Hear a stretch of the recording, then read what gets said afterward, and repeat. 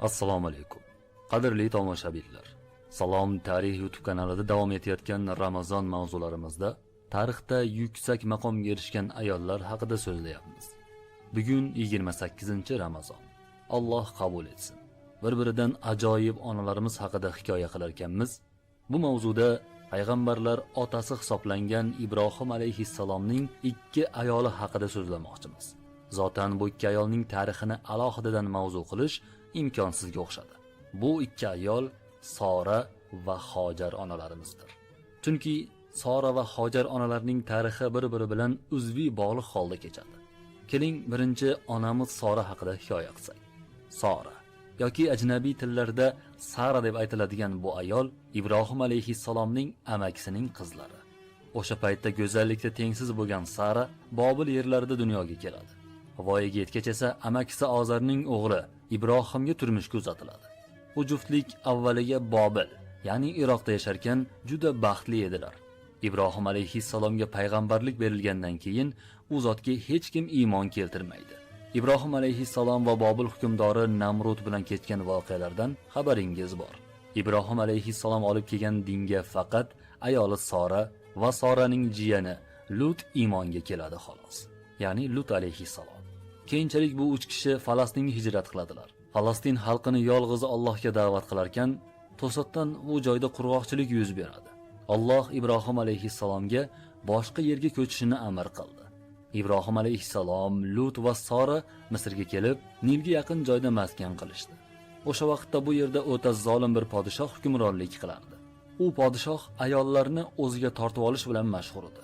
Uning xizmatchilari Misrga tarqalishar, qayerda chiroyli ayol bo'lsa, xabar berishar, podshoh ayollarni oldirib kelib, o'ziga bo'ysundirardi.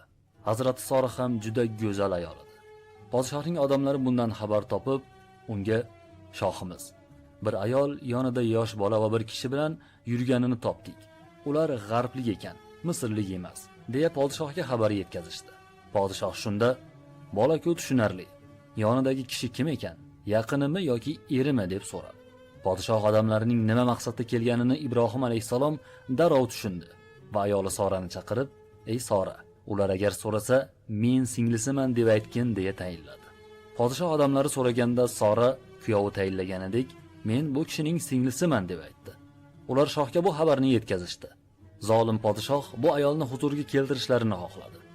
Tarixdagi mana shu satrlarni hujjat qilishib, Xudosizlar Ibrohim alayhissalomga tuhmat qiladilar. Ya'ni Ibrohim alayhissalom o'z singlisi Saraga uylangan deydilar. Ammo bu g'irt tuhmat va bo'xtondir. Podshoh xizmatchilari Hazrat Sorani olib ketishdi.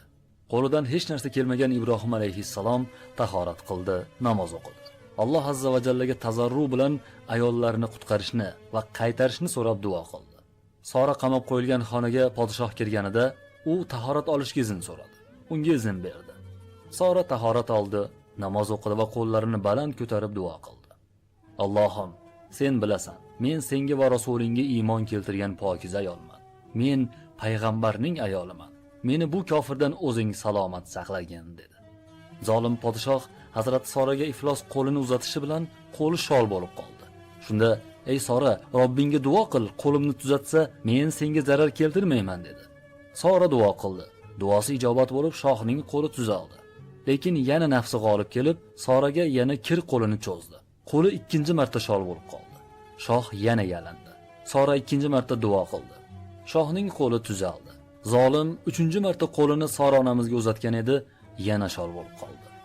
Shoh qattiq qichqirib, "Duo qil Robbingga, meni tuzatsin, senga hech zarar keltirmayman" dedi va askarlariga baqirib, "Senlar inson emas, shayton olib kelishibsan. Bu ayolni meni yerlarimdan olib chiqib tashlanglar" dedi.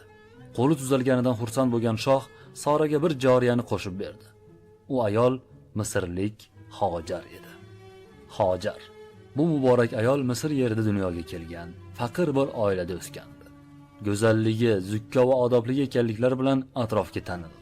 Hozirgi zolim podshoh Hojarni ham majburan qasrga keltirib, o'ziga xizmatchi qilib tayinlagandi. Hojar podshoh qasrida ayollar bilan birga yashardi. Ixlos bilan xizmat qilardi. Lekin podshoh o'ta zolim, ko'p ayollar bilan fahsh ishlarga berilar, xotinlarni yaxshi ko'radigan odam edi. Bir kuni Hojar ayollardan qasrga boshqa bir go'zal, soliha ayol kelganini eshitib qoldi. Ko'p o'tmay podshoh bu ayolni kelgan joyiga qaytarishini askarlarga amr qilgani, u ayolning ismi Sora ekani haqida eshitdi. Podshoh unga xizmatkor qo'shib berishni buyurgandi. Shu chog'da askarlarning ko'zi Hojar onamizga tushib qoldi. Yuzlaridan soliha, taqvodor ekanliklari ko'rinib turardi. Shunda askarlarning kattasi bunday pokiza ayol podshoh fohishalari bilan bo'lishi yaramaydi deya rahm qilib, Hojarni zolimning qo'lidan qutqarib olishni istab, Soraga shuni joriya qilib qo'shib beringlar deya birga qo'yib yubordi. Hojar va Sora onalarning bir-birlari bilan ko'rishish tarixi shu yerdan boshlandi. Hojar onamiz bu ishdan o'ta quvondilar. Allohga shukr qilib 7 yil Sora onamizga sidqi dildan xizmat qildi. Hojar va Sora Ibrohim alayhissalom bilan Misrda oz muddat yashab, qayta Falastinga ko'chib ketishdi. Aytganimizdek, Hojar Sora onamizga sidqi dil bilan xizmat qilardi. Sora ham Hojar onamizdek axloqi go'zal, shirin so'z, sadoqatli ayolni hali ko'rmagandi. Buyurilgan hech bir ishni og'ir sanamaydigan Hojar hech qachon gap qaytarmasdi. Ixlos bilan xizmat qilardi. Kunlarning birida Ibrohim alayhissalom joriya Hojarni yagona Allohga itoat va ibodat qilishga chaqirdi. Hojar ona jon va dil bilan bu da'vatni qabul qilib iymon keltirdi. Bilardiki, albatta Ibrohim alayhissalom Allohning rasuli. Zolim qo'lidan qutulib, soliha, mo'mina Sora va Allohning rasuli Ibrohim alayhissalomga xizmat qilish nasib etganiga Allohga shukr qilardi va Allohning ulug' payg'ambari Ibrohim alayhissalomga xizmat qilish buyuk ne'mat ekanligini tushunardi. Oylar, yillar o'tdi. Hojar onamiz bu oilada Sora bilan birga yashadilar. Bu oila baxtli edi, ammo oilaning bir kamchiligi bor edi. Farzandsizlik.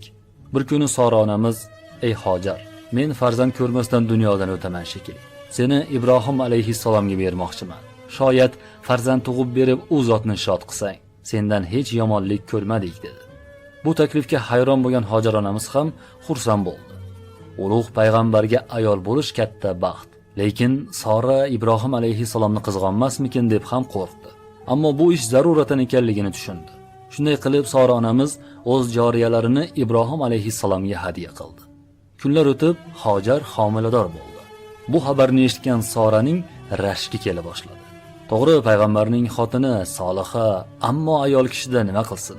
Shuning uchun erkaklar, ayolim o'zi ruxsat beryapti-yu deb aldanmang. Ayolning va'dasi suv to'plangan ko'lmakka o'xshaydi. Ozgina kun tegdimi, u darrov qurib qoladi. Ayolning rashki esa quyoshdir. Tun kirib sizga salqin bo'lgani bilan tongda qaytib chiqib sizni jizg'anak qilishi mumkin. Xullas, onamiz Soraning bu rashki kundan kun zo'raydi. Hojar chiroyli, shirin o'g'il tug'ib berdi.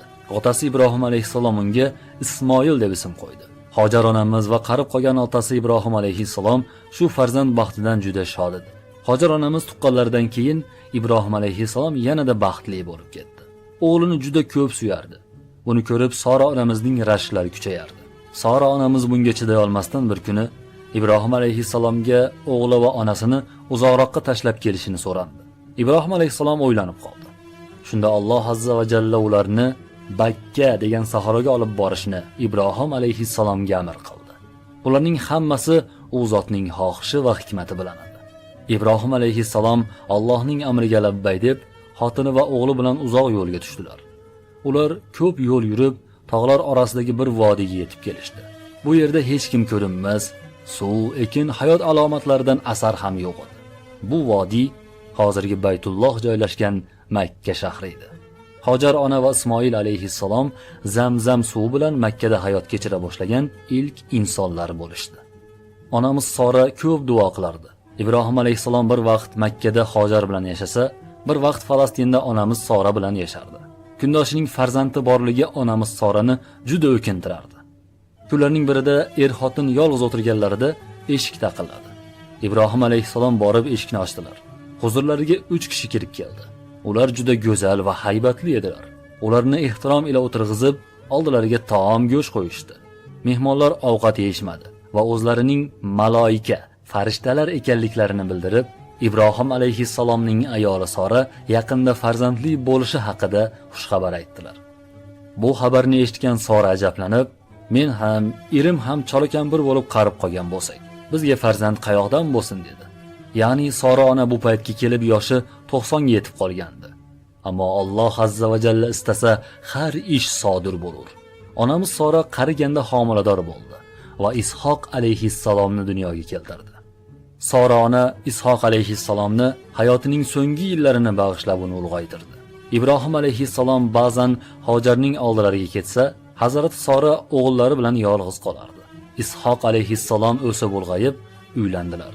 Sora onamiz 127 yoshda vafot etgani muborak Falastin yeridagi Halil degan shaharga dafn etilgani aytiladi. Bu ikki kundoshning qiziqarli, mo'jizaviy tarixi mana shunday kechgan edi. Ishoq alayhissalom Falastinda Aqso masjidini qurgan bo'lsa, Ismoil alayhissalom esa Makka da otasi bilan Ka'bani qurdi. Mana shu sabab bu ikki zamin tuproqlari musulmonlar uchun muqaddas hisoblanadi.